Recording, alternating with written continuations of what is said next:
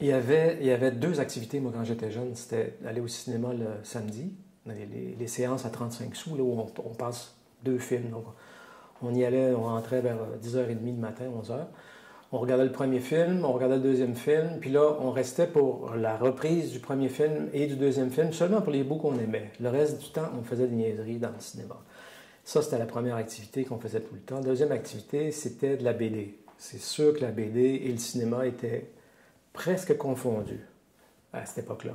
C'est-à-dire que quand je lisais une BD, c'était rentrer dans un film presque, dans un certain sens. Donc, ça m'a toujours habité. J'ai encore les mêmes albums que je regardais à l'époque, que j'ai transportés avec moi partout où j'ai déménagé. J'avais mes Tintins, mes Astérix, mes Gaston, dans des boîtes en me disant, bon, ben, je peux quand même pas pour jeter ça, je peux quand même pas pour laisser ça. Donc, j'ai gardé mes BD tout le temps. Donc, les enfants se sont initiés à la BD. Et tout à coup, tu t'aperçois que c'est un médium qui détermine le rythme nous-mêmes, on détermine l'environnement sonore, on détermine la voix des gens, on détermine plein de choses dans la BD qu'on ne peut pas contrôler ailleurs. C'est-à-dire, oui, bien sûr, dans un roman, on peut contrôler notre vitesse de lecture, etc., mais dans une BD, on nous propose des images aussi qui sont quelquefois complètes, quelquefois suggestives. Donc, il y a tout un apport et un engagement du lecteur qui est assez unique. En tout cas, pour moi, ça a eu un effet